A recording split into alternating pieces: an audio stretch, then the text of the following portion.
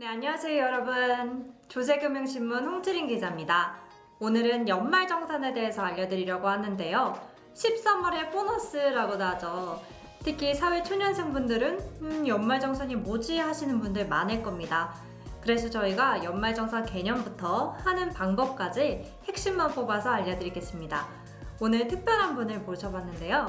장진경 세무사님 안녕하세요. 네, 안녕하세요. 네, 자기소개 부탁드릴게요. 네, 저는 서울 강동구 성내동에서 장진경 세무사 사무소를 운영하고 있는 세무사 장진경이라고 합니다. 저희가 이번 편에서 시작하기 전에 연말정산 개념부터 알아가려고 하는데요. 저도 회사 다니기 전에는 연말정산이 뭔지는 사실 잘 몰랐어요. 네. 그래서 사회초년생분들이나 잘 모르시는 분들이 굉장히 도움이 되실 것 같아요. 세무사님, 연말정산이 뭔가요?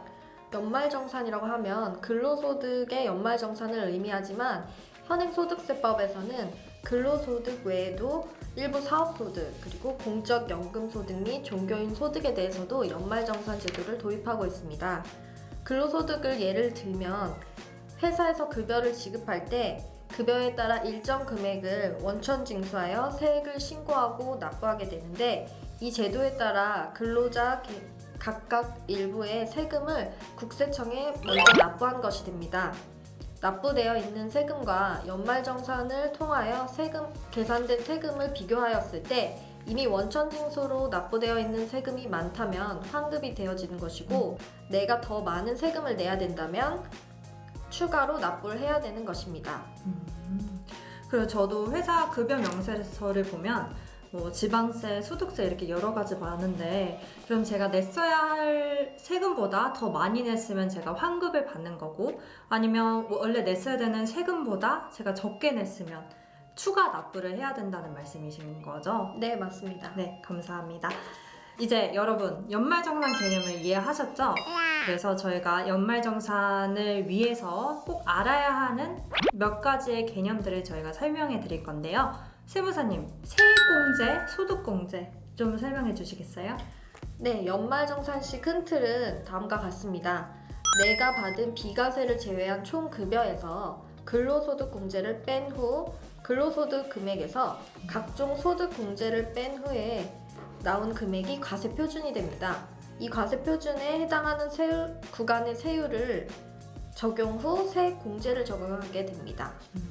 그러면 소득공제는 세율을 적용하기 전 단계인 소득에서 차감을 해주는 과정인 반면에 세액공제는 세율을 적용한 후에 세액에서 공제를 해준다는 점에서 차이가 있겠네요. 네, 맞습니다. 네, 그러면 세무사님, 부양가족은 인적공제의 대상이 된다라는 말을 들었는데요. 인적공제는 뭔가요?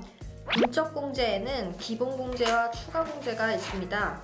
소득공제 중 기본공제는 근로자 본인 및 부양하고 있는 가족 중 요건에 해당하는 사람에 대하여 한 명당 150만 원을 공제해주고 있는 제도입니다.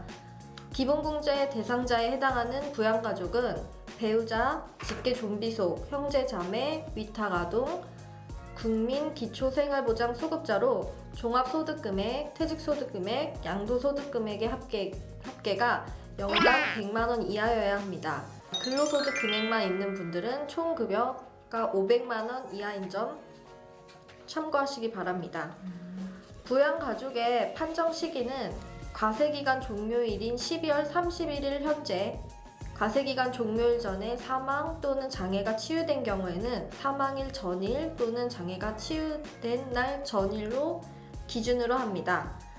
또한 부양가족의 나이 또한 중요한데요. 배우자의 경우는 나이 요건은 없지만 부모님인 경우 만 60세 이상, 직계 비속인 경우에는 만 20세 이하, 형제 자매인 경우에는 만 20세 이하이거나 만 60세 이상인 자로 생계를 함께한 경우에만 부양가족에 해당합니다.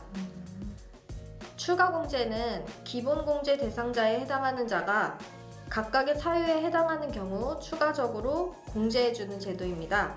그 내용으로는 만 70세 이상인 경우 100만 원씩 추가로 공제해주는 경로우대자 공제, 기본 공제 대상자가 장애인인 경우 200만 원을 추가적으로 공제해주는 장애인 공제, 배우자가 있는 여성 혹은 배우자가 없는 여성으로 부양가족이 있는 세대주인 경우에는 50만 원씩 공제해주는 부녀자 공제, 배우자가 없는 자로서 기본공제 대상자인 직계비속 또는 입양자가 있는 경우 추가적으로 100만 원을 공제해주는 한부모 공제가 있습니다.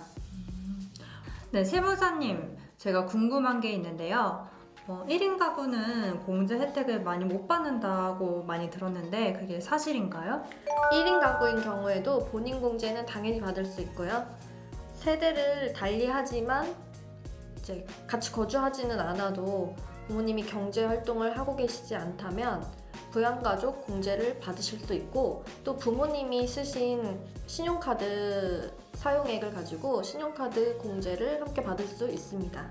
신용카드 공제, 올해 세법이 개정이 됐잖아요. 네, 그래서 개정된 세법 중에 연말정산에도 변화된 게 있었나요? 네, 좀 있습니다. 일단 총 급여가 3억 6,250만 원을 초과하는 경우 2천만 원을 공제해주는 근로소득 공제 구간이 새로 만들어졌고요. 또한 신용카드 소득 공제에서는 3월에서 7월 사용분에 한하여 공제율과 일반 한도 공제의 한도가 약 30만 원씩 일시적으로 올라갔습니다. 총 급여의 25%를 사용하면 전통시장 사용분, 대중교통 사용분, 그 다음에 직불, 성불, 신용카드 사용분에 대해서 해당 공제율을 적용하여 공제 대상 금액이 나오는데요. 이 금액을 한도와 다시 비교하여 공제 가능액과 공제 한도 중 작은 금액 범위 내에서 소득에서 공제해주고 있습니다. 이때 공제 대상액을 산정하는 공제율을 조금 올려줬습니다. 2019년도와 비교해서 동일한 금액을 소비했다면 올해 더 많이 공제를 받을 수 있겠네요. 네, 맞습니다. 연금저축과 퇴직연금 계좌에서는 노후 대비가 필요한 50세 이상자에 한해 세액공제 대상 연금계좌 납입 한도가 3년간 한시적으로 상향 조정되었습니다. 연금저축 상품 가입자 공제 한도가 기존 400에서 600만 원으로, 퇴직연금계좌 IRP 한도는 700에서 900만 원으로 확대됩니다. 그리고 실손의료보험금 수령액 자료를 연말정산 간소화 자료로 통합했습니다.